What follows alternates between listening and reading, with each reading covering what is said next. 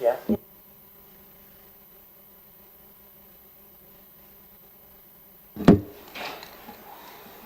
No, that's...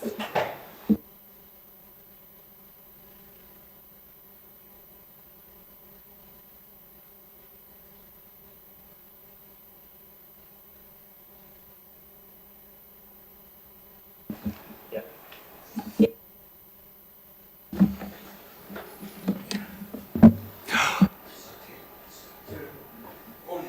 Yeah, that's right. Yeah, you're fine.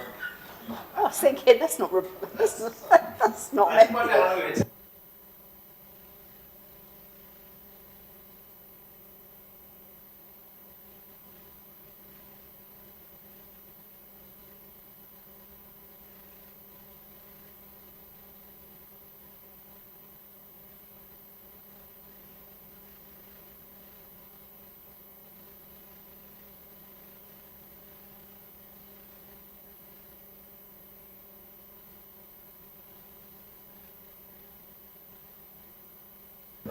And what do you see?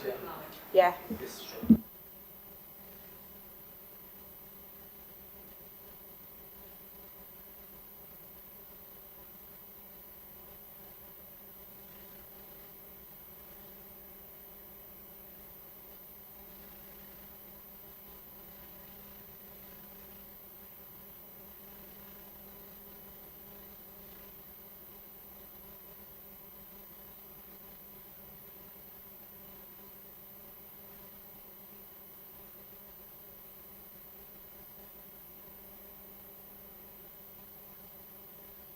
Yeah.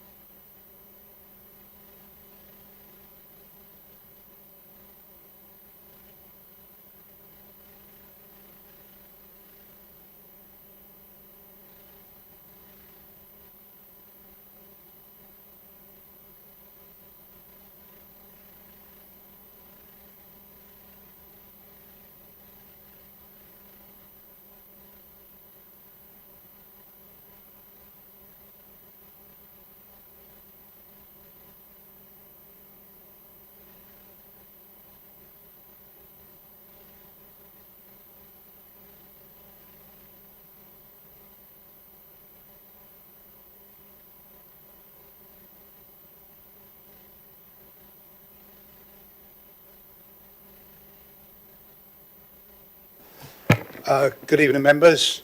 If you'd just like to remain upstanding while my great friend and chaplain for this evening, Andrew, addresses you.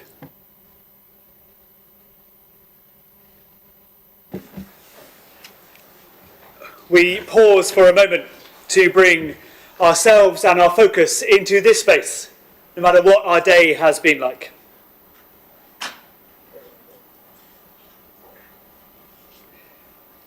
And so, God of life and love, we give you thanks for this borough of Basingstoke and Dean, for its towns and its villages, its neighbourhoods and its parishes, for those long-established communities and those who have newly arrived, for the schools, workplaces, farms, shops and homes that form our shared life. We pray for this council. I give thanks for the year that has been, with Councillor Phillimore serving as Mayor. Grant wisdom, patience and humility to all who hold responsibility in this chamber.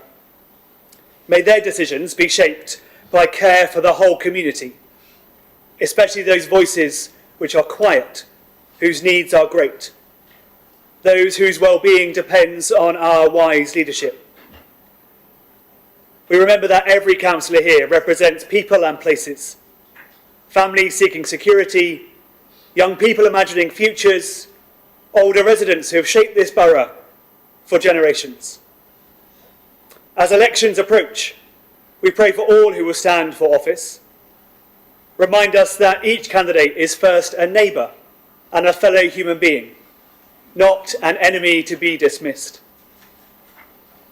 Guard our public life from bitterness and division. Give grace in disagreement, honesty in debate, and the courage to seek the common good. May this council be a place where respect is practiced, where truth is spoken with kindness, and where decisions are made with the welfare of all in mind. And so may wisdom guide all your discussions, patience shape your listening, and compassion inform all of your decisions. And may the spirit of peace and mutual respect rest upon you and the rest of this meeting. Amen. Thanks very much, Andrew. Please be seated.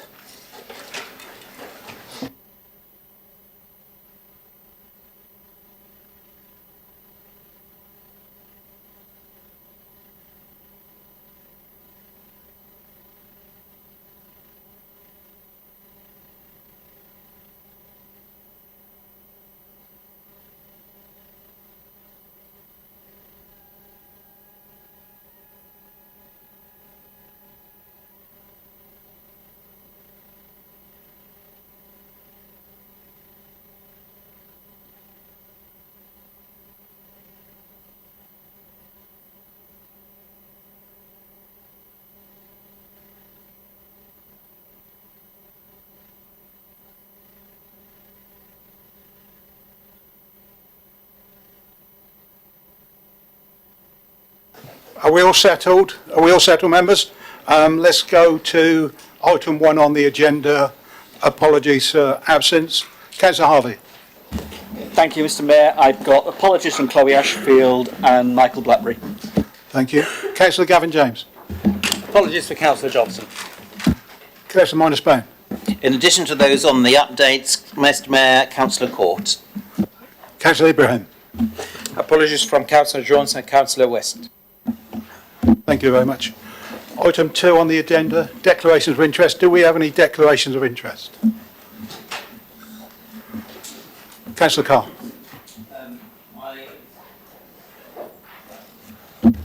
I may need to leave the room for the questions section, just in relation to one of the, I think it's question 4. Noted. Item 3, minutes of the meeting held on the 26th of February. The Mayor's to move this. On my script here it says, I don't have a deputy tonight, by the way. On my script here it says someone else to second it. So anybody that wants to second it, Councillor Harvey, anybody. All right, we've noted you all. Come on. Thank you. Thank you. Thanks, everybody. Number 4 is announcements. I was going to save this to the end, but I'm going to make it now. So Lee's coming in now. Oh, thanks. Have you got they're my announcements, not yours. They're my announcements, not yours, by the way. The 2 announcements I'm going to make is I'd like to thank all members that are retiring at this meeting for the services to the council, Basingstoke and Dean Borough Council, and their residents. And as sincerely as I can say, wish everybody well that's standing in the elections on the 7th of May. So Lee, have you got an announcement at all? I understand you're standing down. Really? Am I allowed to? Mr. Mayor, I wouldn't normally obviously jump in, but there is disappointingly no motions on the agenda tonight, which doesn't give me much of an opportunity to speak. So I just wanted to say thank you to everybody for the 4 years that I have been here, and I am going to miss everybody, even the Tories. I will miss you. In particular, though, I will miss Councillor Gavin James and his random, partially funny jokes that do fill me with joy at some time. But Mr. Mayor, I do want to make sure, aware that I won't be voting on any of the things that are on the agenda today. Noted. You did have the opportunity to put a motion in, though, didn't you? I did, yeah. You got me there, Mr. Mayor. Thank you. And thank you, Mr. Mayor, as well, for your service this year. Let's move on to item 5, questions from members of the public. The first one I have is from Bikram Banerjee. Is Bikram here? So he's got 2 questions. So what do you want to do with that? Sorry? Just put them in the question and just ask the responder to respond. Yeah. Well, maybe he is, but we will start on time here, Councillor Pay. Does the leader of the council want to respond to those questions? Councillor Mackay, sorry, it is Councillor Mackay. Do you want to respond to that question democratically? Yes, I will respond. Thank you, Mayor. And the reason I would like to respond, even though Mr. Banerjee's not here, is I wanted to thank him for highlighting the public support for the Basingstoke Library at Festival Place. This council recognises that the Basingstoke Library, or the Discovery Centre as it's known, is an important community hub that provides a place for reading, learning, access to services, and is a place for meetings and a place for reflection that contributes to the well-being of the people who use its facilities. The library is wholly in the ownership of Hampshire County Council, and it was their decision to evict Citizens' Advice and to reduce the floor space of our public library. We objected strongly to their decision, as did Citizens' Advice. The Hampshire County Council chose to ignore these objections and decided to proceed in the face of our formal opposition. Thank you. Thank you very much. Question 2, whilst Mr. Bikram's not here, Councillor Konecka, do you want to respond to that question? Yes, thank you very much, Mr. Mayor. I will respond for the benefit of the residents living in Penrith Road and Bramley's Drive. So I wanted to thank Bikram also for the question, and I'm very sorry to hear about the challenges that residents in those 2 streets are experiencing. I know from my own casework in Brighton Hill just how much frustration parking problems can cause for local residents. The question asks what measures Basingstoke and Dean Borough Council is prepared to implement. I think we need to go back a step and ask what measures Basingstoke and Dean Borough Council is able to implement, and unfortunately the answer to that question isn't particularly positive. Since April 2023, Hampshire County Council has been directly responsible for all traffic and on-street parking matters in our borough, including the enforcement of traffic regulation orders. We, as a borough council, no longer have enforcement powers. We can't issue fines, we can't ask vehicles to move on, we can't paint yellow lines. I thought Bikram's suggestion of potentially using the CAMS car park as a temporary overflow was a really interesting one, but again, this isn't a borough council car park, so we can't offer it out to residents for their use.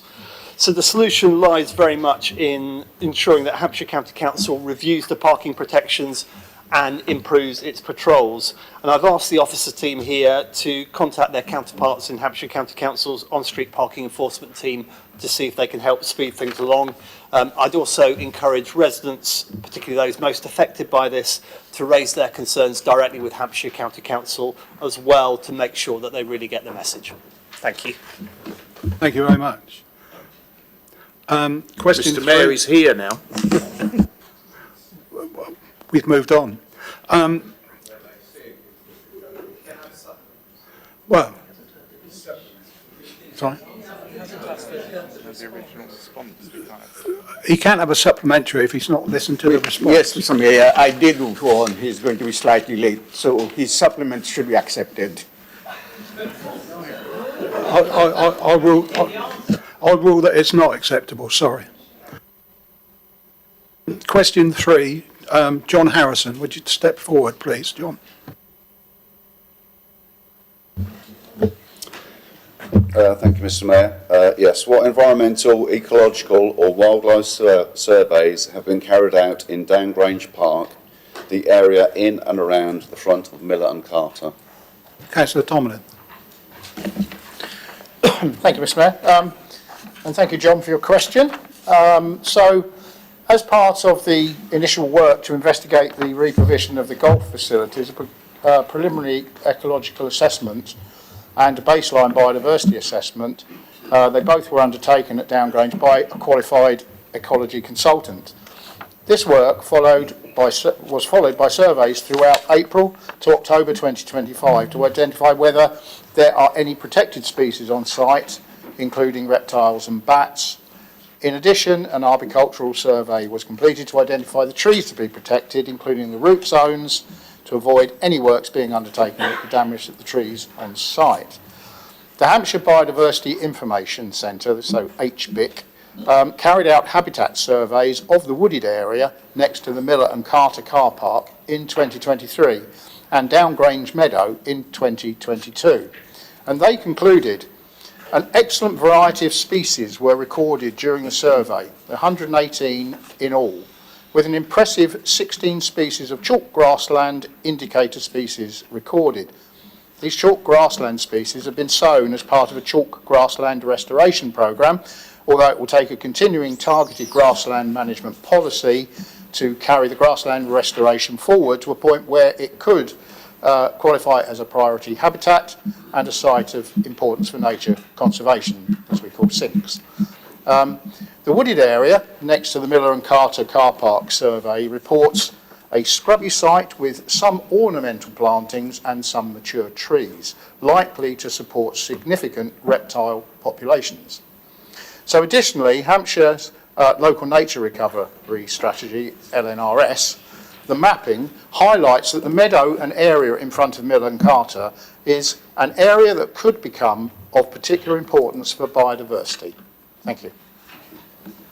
Do you have a supplementary, Mr. Harrison? Yes. Are these surveys, results, data available in the public domain, or can they be provided? Thank you. Yes. The best approach is to contact HBIC at Hampshire, and if you would like a link, if you could email me, I can send you the link. I could read it out to you, but you'd probably fall asleep before it finishes, I'm afraid. But yes, they are available to the public, but from HBIC is the best source. Okay? Thank you. Thank you. Thanks, Mr. Harrison. Question 4 from Leslie Smith. And it's quite a long question to read in 2 minutes. I'll do my best. I've read the article from Basingstoke Gazette dated the 6th of March in which the council leader refers to his letters to the supply authorities and the Environment Agency.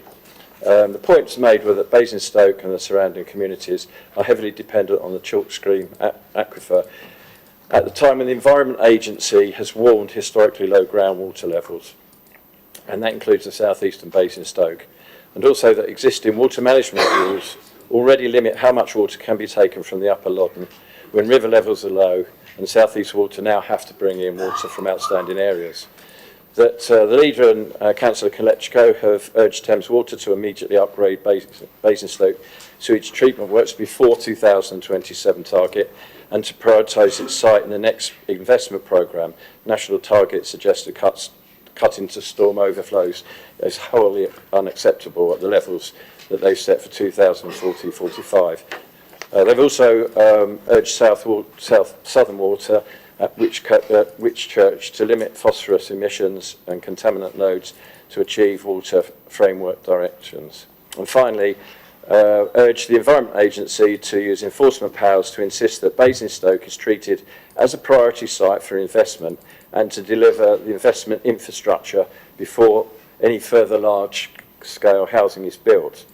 It's of interest that all of the above measures are consistent with the Council's obligation as detailed by the latest NPPF, Section 10, Clause W 1.1. This advises that the local plan development stage, early engagement with utility providers should take precedent, and that the Council should take into account and address potential constraints to development arising from the current or anticipated infrastructure shortfalls. Against that background, based on the above, can the Council leader please confirm and expand what he meant by the comments in the article concerning the local plan, that the borough should simply not pile more homes onto the existing infrastructure. And given the above known shortfalls, he will confirm that these matters are significant enough that the upload in the housing and that Basingstoke and Dean is demanded to take by the government is indeed totally unsuitable. Sorry I've had to rush that, but that's my best. You did your best. Well done. Councillor Harvey. Thank you, Mr. Smith. Thank you very much for your question. You are quite right to highlight the serious water infrastructure issues facing this borough in regards to the building of new homes. Let's not forget that the local plan process began in 2019. It began back in 2019, 7 years ago.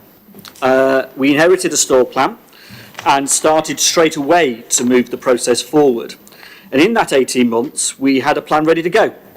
That plan would in fact be coming back to this council for adoption now, had the government not changed the NPPF and increased our housing target by nearly 40%. They've now decided to bring in another brand new NPPF that again has huge implications for plan making and centralises even more power away from communities and local councils into the government's hands. They keep moving the goalposts. It is this administration that has asked the questions on infrastructure that needed to be asked.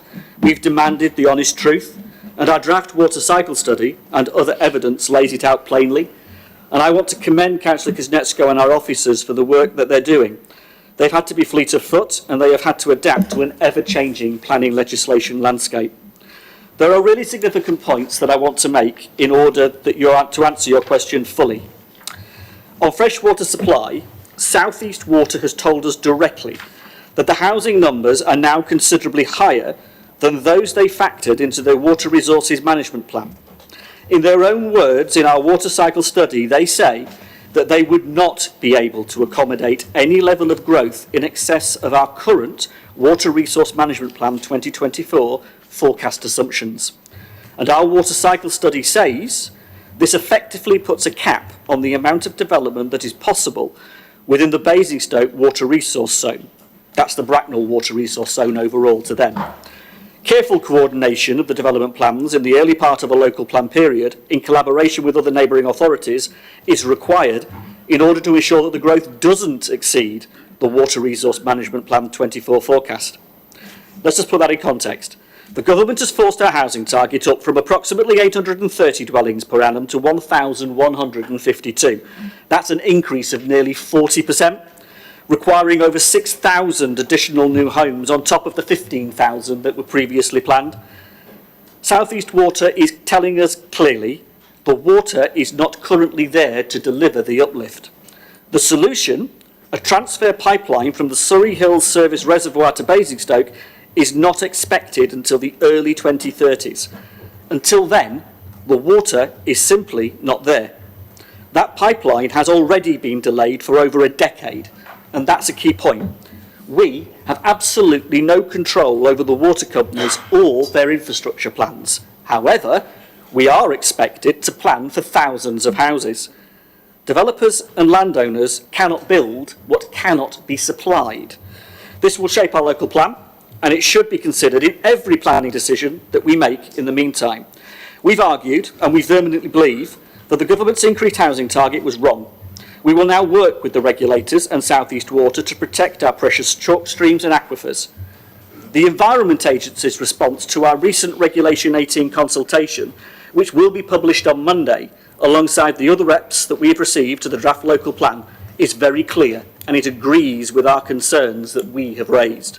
And I quote, "There is a risk that growth proposed in the plan could present an unacceptable impact and compromise statutory environmental objectives.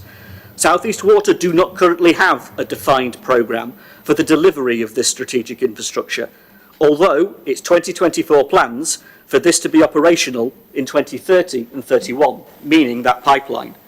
And this is important.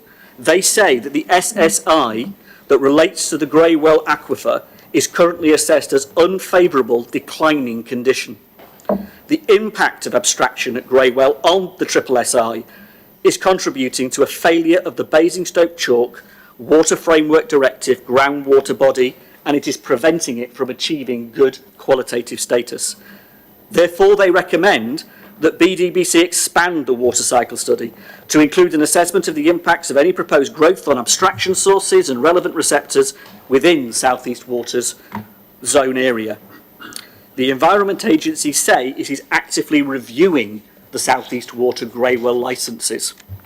South East Water then add to that with their representation to the Reg 18, which again backs up our causes for concern that we raised in the first place. And I quote, "From an early review of the latest housing forecast figures increased to meet the government targets and provided to us by local authorities within our supply area, we identified that we cannot accommodate additional growth beyond that which was assumed in our resource plan of 2024, without compromising our level of service commitments to our customers and the environment. Until the major infrastructure scheme, the pipeline, is completed, any growth in the short term will pose a risk to the security of supply to customers and to the environment. Until this new transfer scheme is completed, there's a risk we may not be able to fully accommodate the level of housing that's been assumed. The delivery of major infrastructure presents a significant challenge, impacting, and this is really important, the planned route, the overall cost, and the timeline. In particular, the route of that pipeline, of the large diameter main that needs to be created, is going to cross built-up areas and highly sensitive environmental sites in order that it can get to Basingstoke. These are huge challenges in delivering this new pipeline, and it is not guaranteed that it can actually be delivered in the time frame suggested. So as you can see, there are significant implications now that need careful review and further work. On wastewater, Thames Water have not guaranteed that the infrastructure required at the Chinham or the Sherfield and Loddon sewage treatment works will be ready by 2027. Worse still, they have confirmed that investment to tackle storm overflow won't be realised until 2040 or 45 at the earliest. Residents didn't expect to wake up to tankers lining the Reading Road, dumping raw sewage into their pipes. And in the first months of this year alone, over 650 hours of raw sewage has been discharged into the River Loddon. We believe that Thames Water are no longer meeting their permit requirements. Southern Water are no better.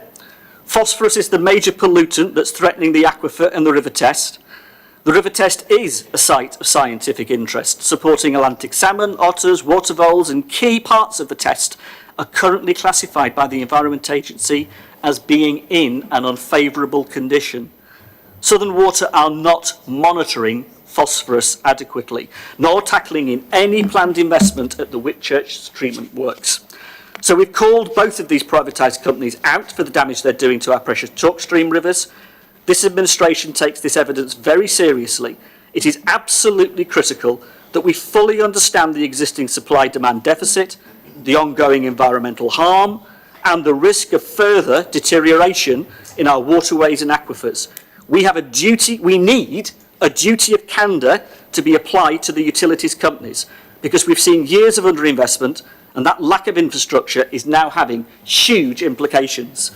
There are serious unanswered questions over investment programmes and infrastructure that could still be a decade away. Once we understand the scale of the work needed to resolve these issues, the Council's Cabinet will need to agree a new timetable for the local plan. We are uncovering the truth. We have finally asked the right questions, and we will continue to shine a light until the people of this borough get the infrastructure they were promised and deserve. Thank you, Councillor Harvey. Do you have a supplementary? I do actually, yes. It seems to me there's a fundamental flaw in the planning process, as the utility services providers are not statutory consultees in the planning process. Basingstoke are caught up in this like other councils because they're required to produce a plan and ultimately be responsible for delivering it. Remember, delivering it, otherwise you could lose your planning control. They're responsible for delivering it, but they have no information, they have no control about delivery, and they cannot force statutory authorities to give them the information required. So you're in a really invidious position, and I just wonder what the council can do to redress this, because it doesn't just apply to this council, it applies to every council, because they're all in the same problem. Thank you very much. Thank you, Mr. Mayor. I think it's fair to say that this administration have long held concerns about the effect of the lack of investment in our water rivers, in our chalk streams. I mean, these are world-renowned, rare chalk streams that we are responsible for protecting in our borough. And we do see the water companies deliberately, because they haven't invested, the only thing they've got left to do is discharge it into those rivers when they can't cope with the storm overflow. And that actual act of doing that is destroying those rivers, it's poisoning those rivers. So there is a really serious issue to be considered about the wastewater. In terms of supply, South East Water have been honest with us. They cannot meet the supply to meet the uplift. And that is a really important statement from them. They have been honest with us. But that raises really important concerns as a result of the Reg 18 process that we now need to address and need to understand the full implications of. And that will result in a new timetable associated with the local plan. It is right. Years of underinvestment in infrastructure is now coming home to roost.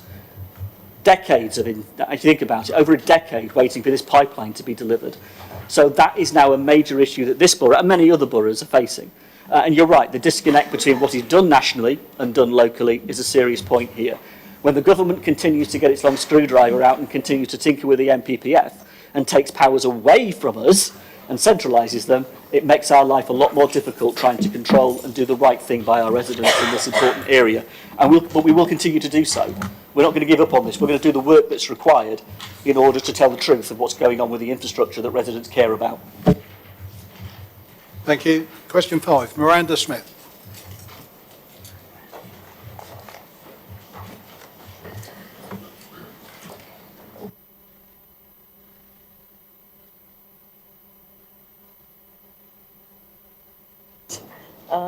With John's answer. Given that the area in front of and around Downgrange House is historic, there are a number of significant old trees there. Has anything been done to identify which trees need protecting, and how do you plan to protect them? So I think you've partially answered it already. Thank you, Mr. Mayor. Thank you, Miranda. Thank you for your question. They're absolutely stunning, aren't they, those trees? They're really beautiful, and yeah, I can understand that you love them, because they are worth loving. We have over 80,000 trees in the borough that we have a responsibility for, that we manage and maintain. That's excluding all of those within the woodland areas that we also take care of. So there's a lot of trees. All of the trees are mapped. So those trees out in your area you're referring to in Downgrange have been mapped and assessed, and a tree survey has been carried out. But we carry out a tree survey every 5 years, and then if there are concerns about those trees, we can carry out works earlier. so we will do a survey earlier if we feel there is a need. The reality is, because those trees are on our land, they're protected. So you have protection.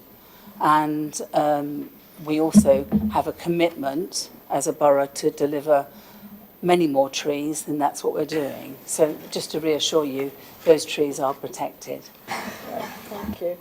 And do you have a supplementary? Yes, just a very short one really on the trees again. Obviously some of the trees are going to naturally die off. I've been looking at some of those all my life. They're going to go, but there are a lot of shrubs that were out there, obviously planted because it was gardens for the house.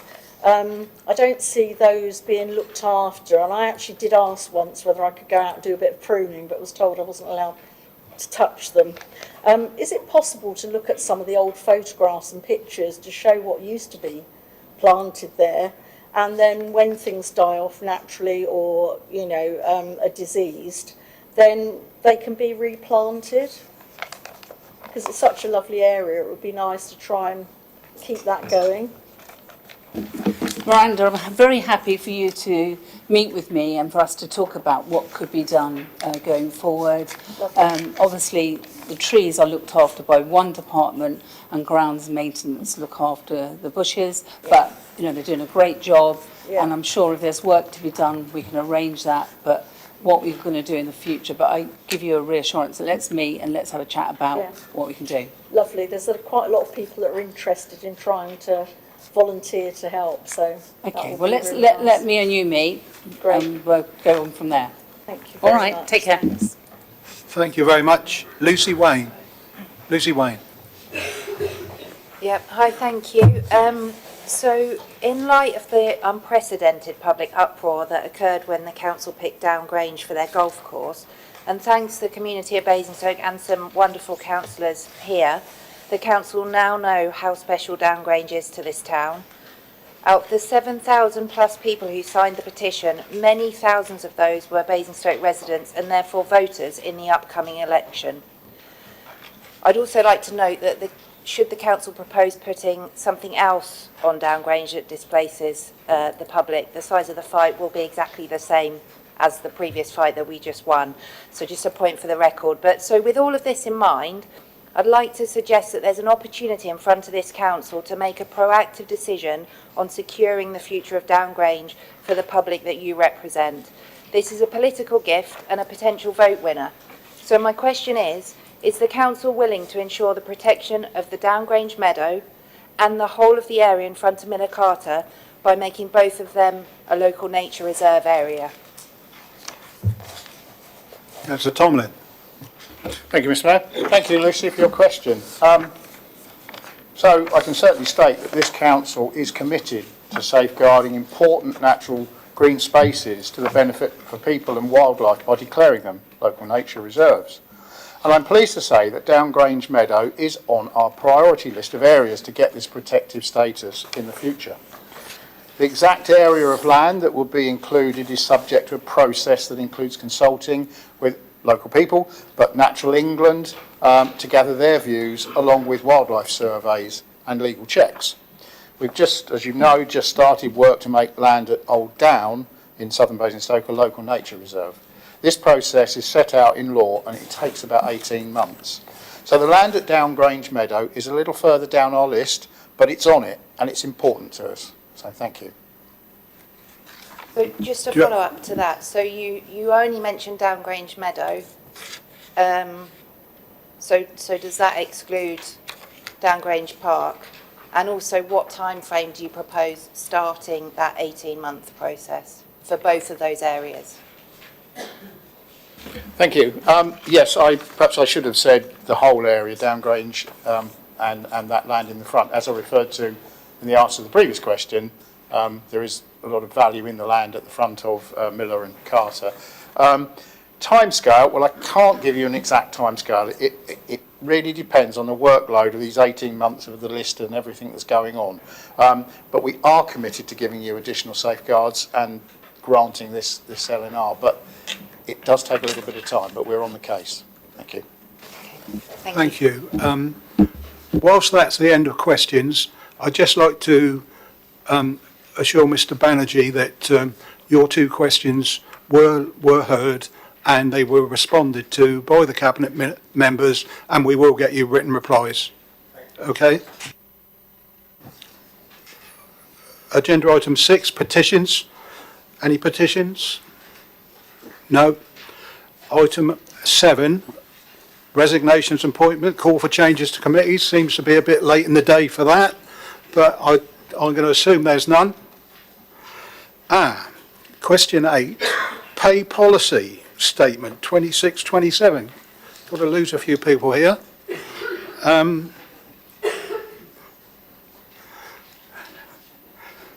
Now I'm supposed to move this, but there's a surprise for you, Councillor Bowes, because you're chair of HR and I've got no deputy mayor, so you're supposed to second it. Seconded, Do you want to reserve your right?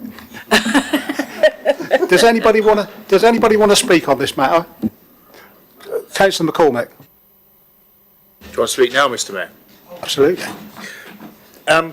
It's a generic question that popped up because of events that are happening in the Persian Gulf at the moment, where we may well have upwards pressure on people's cost of living due to bills, like we had in 2022. If such events were to transpire again, and there's a high degree of uncertainty at the moment, so I'm not sure if they do, would we as a council be able to grant additional money to our staff in the terms of cost of living related pay rises? Thank you. Am I asking you that? So, I think we'd have to respond to you at a later date on that one. Yes, Paul.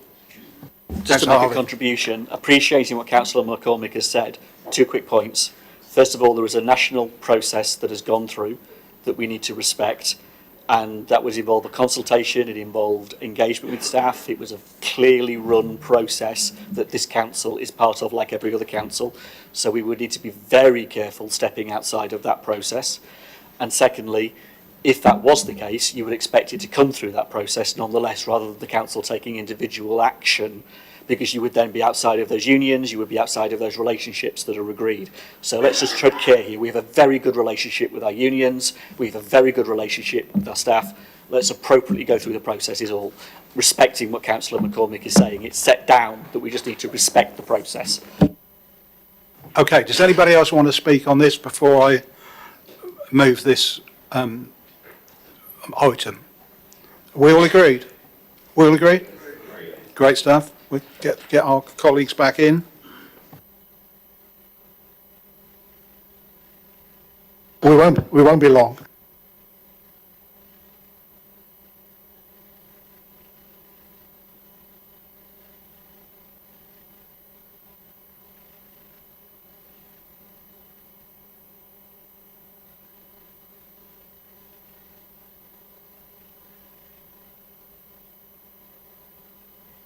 Item 9 on the agenda is the extension to terms of the independent standards assessors. I am going to move this. Councillor Slimming, you were the seconder, I believe. Yes, Mr Mayor, as Vice Chairman of the Standards Committee, I'm happy to second the suggestion that we extend these two people for the Standards Committee. Thank you. Thank you. Are we agreed? Let's move on then. Item 10, member allowances scheme, report of the independent remuneration panel. It says the mayor's to move this, but my script says someone to second. Councillor Putty, you happy to second that? Does anybody wish to speak? Does anybody wish to speak on this? Councillor Basham wants to speak on it. Thank you, Mr. Mayor. I always take matters of remuneration seriously, and I read this report with great interest. I just want to make a few points about this before people vote or nod it through or do whatever they decide to do. Just so that you know, I'm going to be voting against this paper. The councillors were asked to give feedback on allowances a few months ago And I was led to believe, I think, from the note that the responses that we gave would be confidential. So I was quite disappointed to see our responses reproduced in an appendix to the paper. When I've worked on projects like this before, someone goes to the effort to collate the feedback in a separate document and to effectively anonymise it that way. If you're so inclined, you can go through that data and you can probably identify 4 councillors, maybe 5. I think that's unacceptable, personally. I think that some of the comments that I made and perhaps someone else made have been used to devalue the allowance for the HR chair. That was never the intention. I think that all of the people in this chamber work extremely hard for their communities and work extremely hard in their roles and on committees. The only difference that we share is that we don't always agree on how to go about it. I think there were 12 consultation responses. I think 7 of them, councillors suggested that the allowance should go up by, I think, 10%, 50%, someone said double them. I don't think that the committee that worked on this took those comments seriously. I think that the raise proposed for members' allowances is essentially a cost of living raise. I know it's been justified with a calculation, but part of that calculation is called a PDR.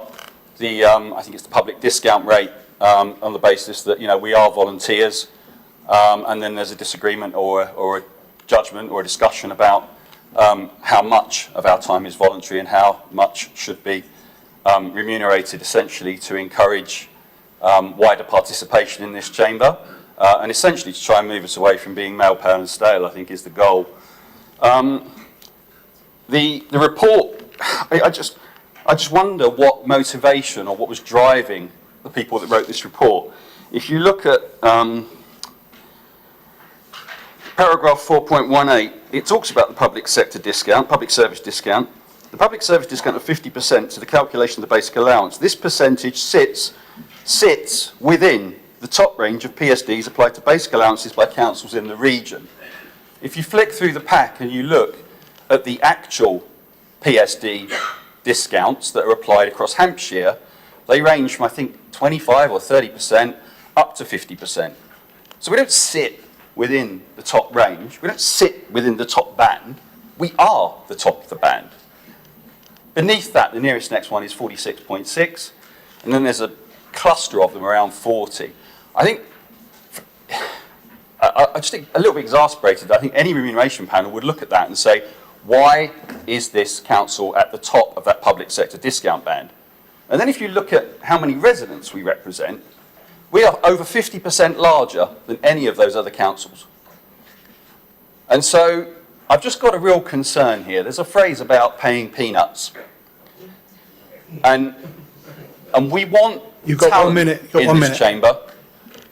I feel I can say this tonight because I'm not conflicted, because this doesn't affect me because I'm not standing. But I just feel that this needs to go back to the drawing board. I think that we shouldn't be cutting HR committee and standards committee allowances. I think we need to look at Environment Committee, which only met 3 times last year. HR Committee met twice, but meets twice for Joint Consultative Committee, which hasn't been mentioned and hasn't been included. And I think the paper's flawed and it needs to go back to the drawing board. And if there's a situation where we have to agree something, otherwise people don't get allowances, I would suggest we vote through the existing status quo that we have with the uplift that's agreed by the unions, etc., while they work on another paper that comes forward to this council. That's my view. I don't know if anyone will vote with me. Thank you, Mr. Mayor. Okay. Does anybody else want to speak on this matter? Councillor Minus-Bone. It's a question, Mr. Mayor, and I think we've always been allowed to do this. I just don't think we have in my time in the council. I wonder whether I could ask you for an adjournment, because I'd quite like to speak to my fellow group leaders on this. It is up to me. I thought we were going to have a fast meeting tonight. Sorry, I wasn't expecting this point. How long are you going to be? 5 minutes. Go on then.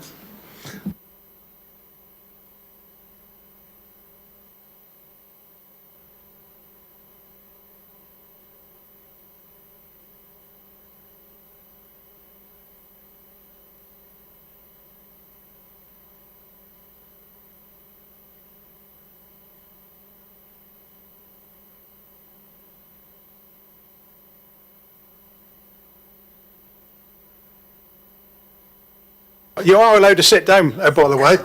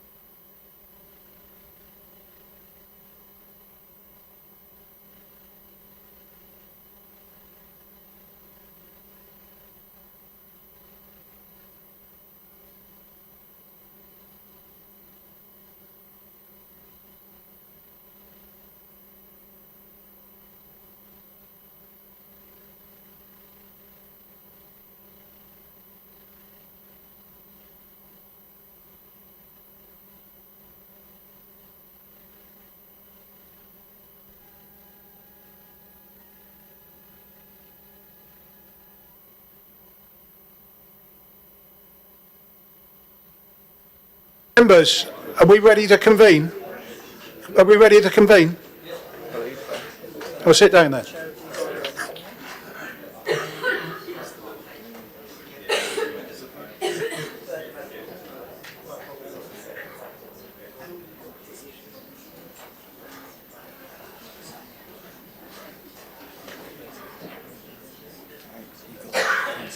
Yeah. Then I've still got Councillor McCormick. Right. Are we ready to convene? Your turn to speak then, Councillor Miners. Thank you very much, Mr. Mayor. I'm grateful to my colleagues for the conversation we were just able to have, and I'd like to propose an amendment, which is we appreciate all the work that's been done for the report, but actually my amendment would propose to keep the scheme that we have got until the end of the municipal year 2027-28, which would be the end of Basingstoke and Dean Borough Council, but to basically keep the scheme that we have until that time. I take it we've got a seconder for that amendment. Councillor Gavin James, do you want to speak? It's like what he said.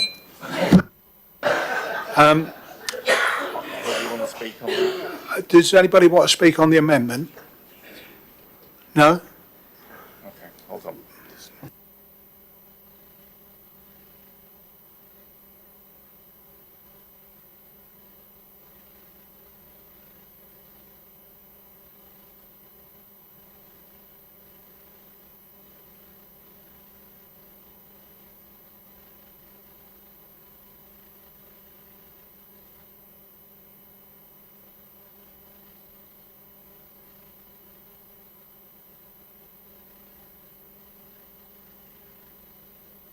Just waiting for some voice, Councillor Cubitt. Sorry. Yes, Councillor Cubitt. Sorry, can I just have clarification that Councillor Bound means that there won't be any increase, not even inflationary increase on that basis? Need clarification on that, and then I'd like to just say something after that. Well, we need the clarification first then.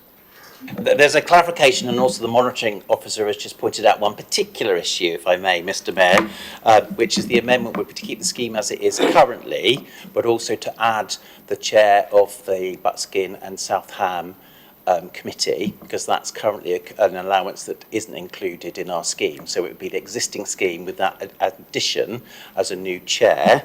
And just to go to Councillor Cubitt's point, that there wouldn't be an uplift for inflation. Okay. Yes, you can. Yeah, I mean, basically, this is a document spent a lot of time. I understand what Councillor Basham's saying, but I have to say that experts have looked at and evaluated, and I don't think it's correct for there to be zero uplift in the next 2 years when we're going to witness significant inflation, etc. And I just think we should vote to support this paper, subject to subsequent evaluations, but not to ignore this paper and the work that's been involved. Okay. Anybody else to speak? So we're going to vote. Councillor Mackay. I'd just like to say I don't actually want to have a hand in the process of our remuneration. It's done independently. So I don't wish to be responsible for having an increase or not having an increase, because it's been laid down that we have an independent process, and I think we should accept it.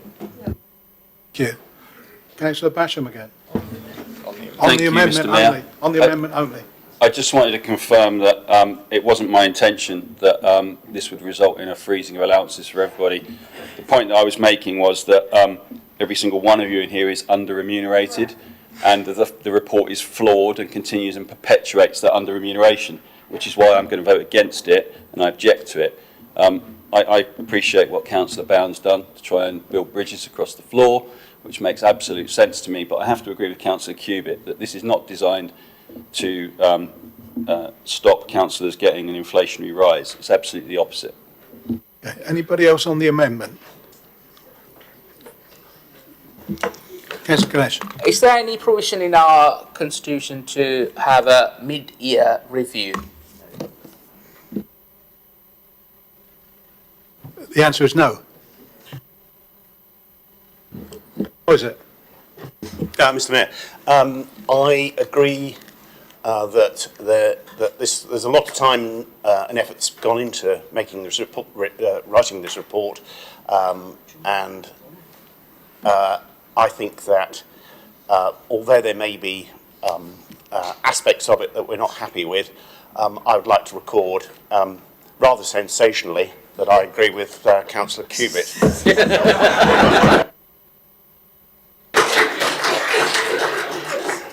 Thank you. Thank you. Councillor Jenkins. Yeah, I was just wondering if there's a conflict of interest with us speaking about this, because obviously quite a few of us are deputies and chairs of committees, and if we're speaking about us being remunerated, then we've probably got a conflict of interest there. There's no conflict, but that's your maiden speech, by the way. So, no, it's not. Well, it says on this bit of paper it is.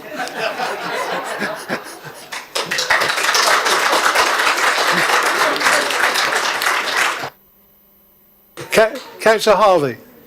Thank you, Mr. Mayor. I just want to say it is particularly uncomfortable, I'm sure, for many of us to have this debate, and I agree with John in terms of the perspective that it is not a debate that we should be having in the first place, respecting all the questions and respecting all the points.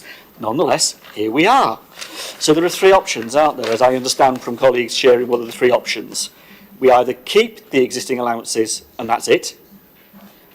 You go with what's in the report, in which case it's the report, or we come up with our own scheme, which is in fact what the amendment now is, because you're adding to the scheme. Therefore, you are creating our own scheme. If we do that, then you have 2 points that have been raised. The point about the new committee and its allowance to add to that which already is the existing scheme, and the point about an inflationary uplift. Those are the two matters that have been raised. Whether or not the mover of the amendment wants to take the inflationary point on, let's think about. But that's the 2 points that have been raised. Those are the three options we have, and the only three options. So reject, go with as is flat, or you amend it and create your own scheme.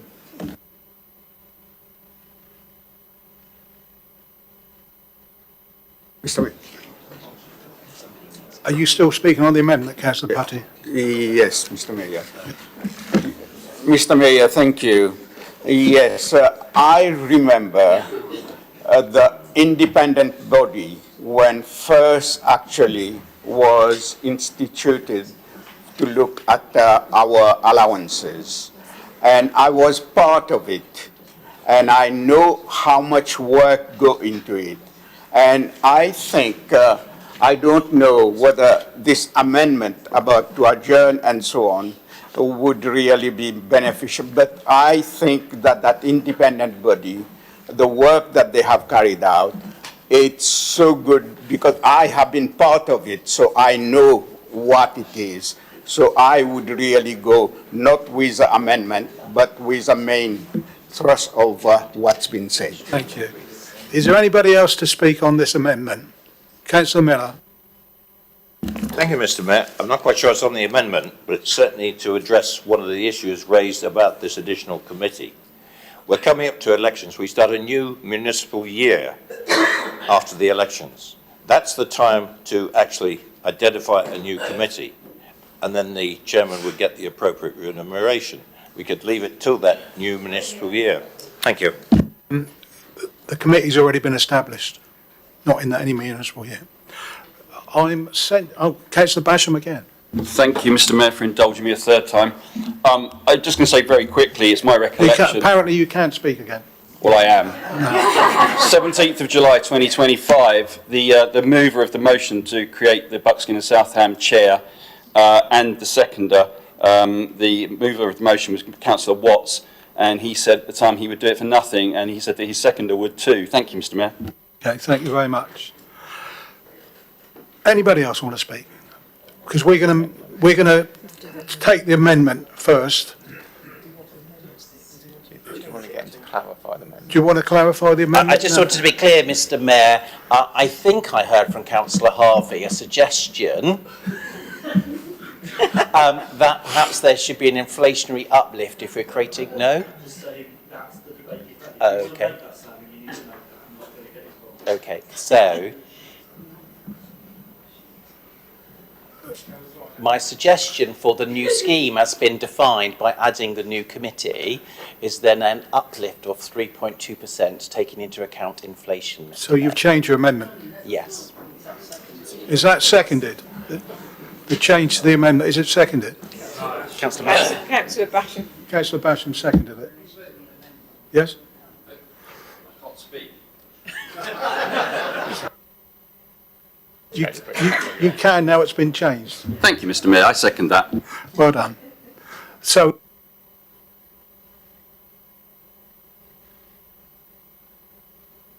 I was hoping, just like you, Mr. Mayor, that this was going to be quick. It's an independent report. If you guys, not me, because like I said, I'm leaving, if you guys seem to be making your own pay policy, imagine how that looks to the public, all right? Regardless of whether it's a step backwards, a freeze, it still doesn't send the right signals that you are making your own pay policy. Just accept what's in the report and look at it next year sometime. Just move on. One of your own previous councillors, Councillor Robinson, would always say at this point, it's an independent report, that is it. Okay? He would make that statement every year, even before I was on the council. So can you just leave it at that and move on? yeah, you don't want to speak, Councillor Ibrahim. Have we got Councillor Dillon? Can I just say, Can I just say that I sensationally agree with Councillor Cubitt as well. I think we should just stick with the independent review. It's going to be all changed probably in 2028 anyway, a couple of years away. Everything will change with your reorganisation. Let's go with the flow, and it's an independent review, and stick with that. Councillor McCormick. Thank you, Mr. Mayor. I'm quite happy to go with the independent view. I find it, fairly distasteful, to be honest, if we're discussing our own pay rises. But I think the central point was that we carry on with this until we get a new council. So that means potentially we have something similar next year with a similar recommendation. I would be happy with that approach. Anyone else? let's go for the amended amendment and we have a vote, shall we?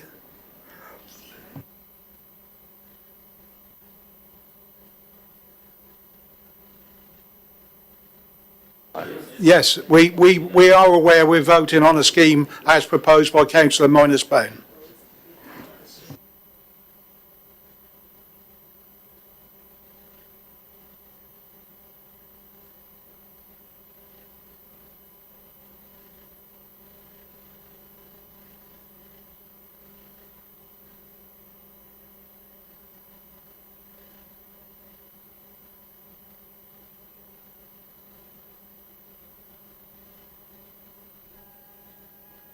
That motion is lost, thanks to the two people that voted for it.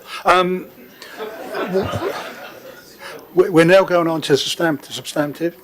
And do we want to record a vote on this one? To go for the original proposal? Yes, you need a vote. We need a vote on this one then, please.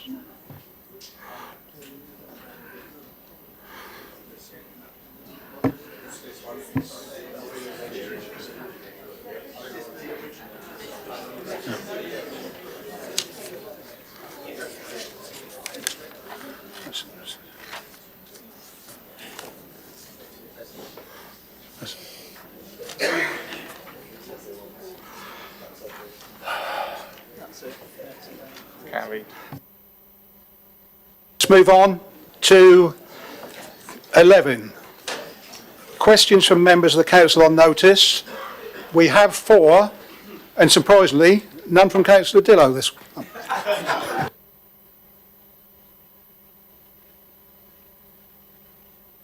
Question 1 from Councillor Basham. Thank you, Mr. Mayor. We had some problems with petitions in October.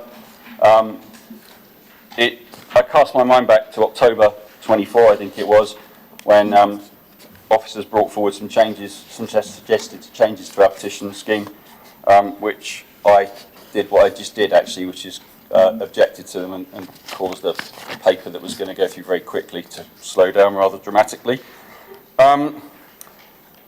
We had a petition that had been pre-verified by Democratic Services as 3,135 signatures. I saw today actually it's been published on our website as 3,139 and was later presented the same day that that number had been agreed with Democratic Services as over 6,300 signatures. I'm a bit disappointed that the person who came here tonight and then quoted 7,000 tonight has left and is not stayed to hear this. But councillors then brought a motion using that higher number, and several continued to quote the inflated number in the press for months afterwards. The Mayor, Mr. Mayor, I was embarrassed that you were not told the 3,135 number in advance, and you were unable to inform council on that evening. Truth matters, accuracy matters. It's incumbent upon this council to be accurate and transparent. On this occasion, our constitution failed to support either. Councillor McCormick has described that evening in the press as frankly shocking. It was an embarrassment to this council. Weaknesses in our constitution weaken this council and our democracy. If our constitution better supported facts and transparency around petitions, then perhaps it would have been less embarrassing for those concerned.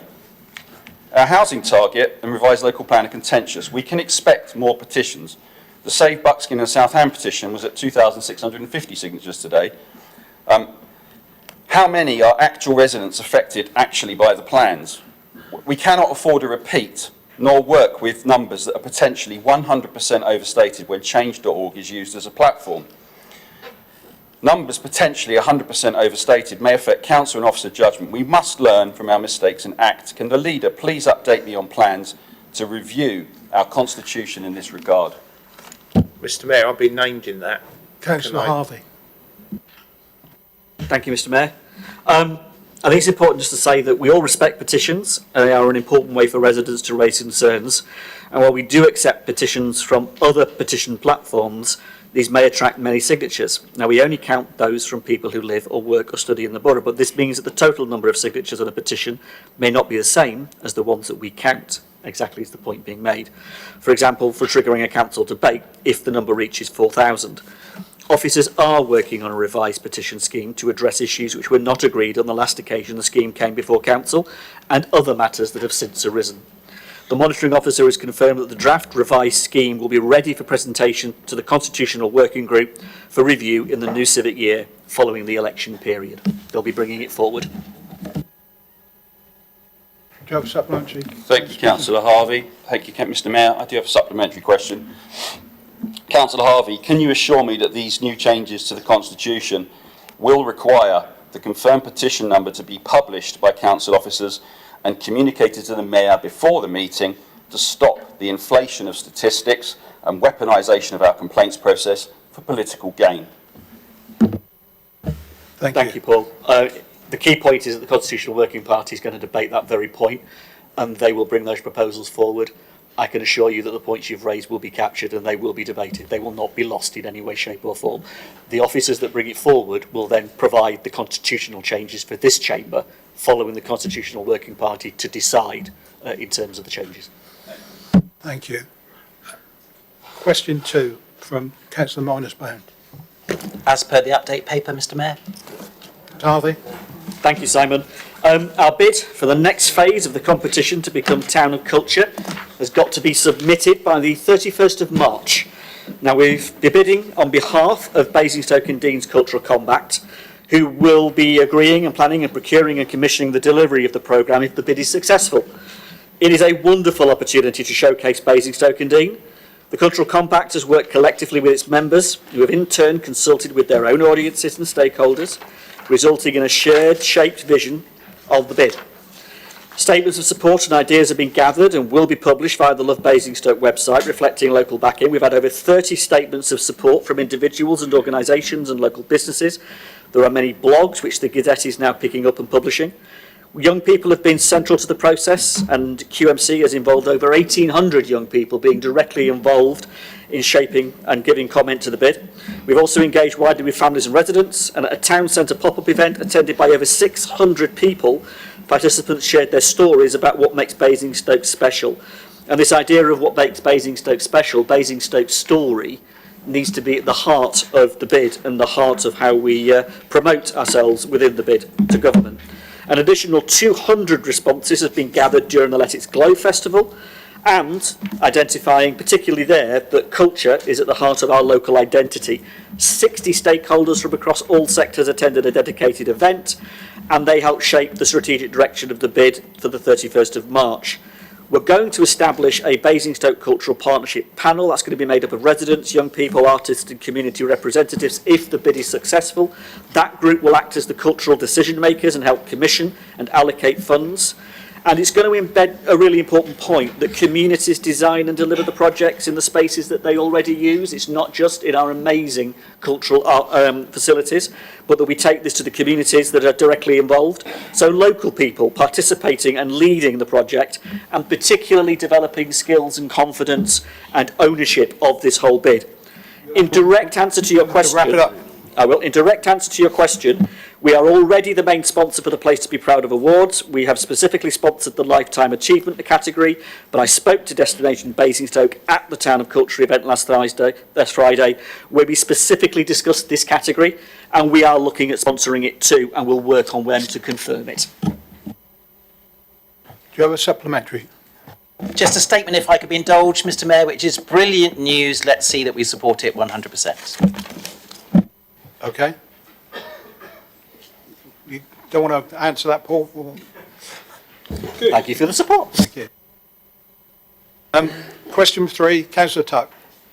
Thank you, Mr. Mayor. Leader, can you confirm the Council's commitment to take immediate action to protect swifts and house martins in the borough by supporting, collaborating on and promoting the charity-led Basingstoke Swift Streets project, accelerating installation of swift boxes, swift bricks, house martin nesting cups and complementary ecological enhancements on suitable properties within the Council's portfolio, commencing with initial installations at Goldings and Brookvale Village Hall in spring 2026, followed by a rapid assessment of Council properties to identify suitable locations, leading to an annual programme in 2026-27. undertaking a campaign to actively promote and encourage the installation of swift bricks and artificial house martin nesting cups by developers on all new build properties with immediate effect, and encouraging the installation of swift bricks and artificial house martin nesting cups on existing housing association properties, and also as part of the regeneration of Buckskin and Southam. Thank you very much, Kate. The Council is committed to supporting wildlife, as we've already heard this evening, including swifts and house martins, and playing its part towards nature recovery in the borough. As a part of that, we're in early discussions with Hampshire Swifts and Natural Basingstoke about how we can work together to encourage more residents to put swift boxes and nesting cups on their homes wherever it's suitable. We're also pleased to say that we have just given a grant of £500 to take forward the work to install 6 bespoke swift boxes on the eaves of St Michael's Church in Basingstoke Town Centre. As for our own buildings, we're going to be starting an assessment to identify where the swift bricks could be installed and then take into account the cost, the future management and the maintenance arrangements. Once the assessment is complete, we'll move ahead with the installations at those sites, and we will encourage developers to install swift bricks on their properties. We can't force them to do it, but we can generally encourage them to do it, particularly perhaps through planning policy. We can also do the same with housing associations. They are responsible, but we want to encourage them, just as you rightly say, and that they take it forward in the Buckskin and Southam regeneration. So completely agree, Kate, and thank you. That's up, Angie. Yes, thank you, Leader. I'm very pleased to hear about the St Michael's nesting cups and so on.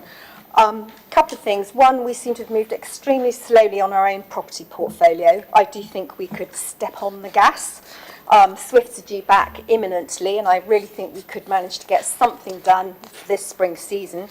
Will you commit to providing an update at the next full council meeting, which I realise will now be May, please? I'll try and come back to you before that yourself in terms of asking the question, but yes, I'm happy to come back to you on that. Thank you. Councillor Isaac. Mr Mayor, in a recent letter to parish clerks, the Cabinet Member for Planning argues the proposed changes to the NPPF and removing of funding support for neighbourhood plan making are both part of the government strategy of centralising the planning system and taking a more top-down approach. What confidence does the Cabinet Member for Planning have that this council will be able to secure an approved new local plan by spring 2027, given the government's increased housing targets, new proposed changes to the planning rules, and deadline for the draft plan submission of December 2026? Can he understand why many community-minded residents who have volunteered so much time and effort into making neighbourhood plans for their areas are now asking the question, what is the point? Thank you very much for the question, John, which is timely given the decisions that the Council is taking on these very two important issues that you mentioned, the progress of our local plan and our support for neighbourhood planning. So the draft water cycle study that we commissioned last year as part of our local plan making process raised questions about South East Water's ability to provide a resilient supply of fresh water to our borough in the future. As part of the Regulation 18 public consultation, it became clear that the Environment Agency and Natural England share our concerns. And as the leader has already revealed, we've confirmed this evening that we'll now take the important step of following this up with more detailed investigation. We've consistently said that the local plan making process needs infrastructure to be provided first. Our residents, and indeed everybody in this chamber, has told us that they support this position. This vital additional research gives us a chance to properly address those concerns. This is what infrastructure first looks like in practice. So let me reassure residents and fellow councillors that we'll continue to do everything we can to find the best solution for our borough. We must have clear assurances that sufficient infrastructure will be in place to serve the homes that we're being asked to build. Let me turn now to neighbourhood planning. As you know, the Council has recently responded to the Government's consultation on yet another national planning policy framework. I wanted to give town and parish councils in our borough an opportunity to comment on that NPPF as well. It's my view, as you've said, that the planning system is becoming increasingly centralised and decision-making is being taken away from our town and parish councils. So I understand why they're concerned, and I do share their fears. But it's also important to state that this administration remains enthusiastic supporters of local democracy, the decentralisation of decision-making and localism. And neighbourhood plans are perhaps the most visible expression of that. That's why Cabinet agreed last week to provide financial assistance for the time-consuming and often costly process of producing neighbourhood plans after the government had pulled the funding. We strongly believe that residents should have a say in determining the future of planning in their areas, and that's why we'll do all we can to support the neighbourhood plan process. Well done. Supplementary? Thank you, Andy, for your answer, and we appreciate the difficulties that you face on this side of the chamber. What contingency plans do you have in the event that the draft local plan doesn't clear one of the many obstacles put in its way by the government, including what we've heard tonight about water infrastructure? Could that involve restarting the plan again, or even working with a government-appointed commissioner or commissar? Thank you for the supplementary. So for years, residents have been raising concerns about water infrastructure in our borough. For years, councillors across this chamber, from all groups and all parties, have echoed those concerns. We now potentially have some evidence of a supply-demand imbalance to help back up those concerns. And for the first time, it feels like the industry regulators are listening to us and taking us seriously. So we've got an opportunity to do something about it. When we understand the scale of the work needed to resolve those issues, this council's cabinet will need to agree a new timescale for the local plan. Residents wouldn't forgive us if we ploughed on, knowing that there are question marks over something as critical as our water supply. Thank you. Item 12 on the agenda. Questions to the Chair of Cabinet or Committee on the minutes of meetings detailed? Any questions? Right. That leaves it for me to say goodbye and to say thanks for putting up with me. And I've tried to be apolitical and impartial, and I've had to bite my lip at times. So thank you very much.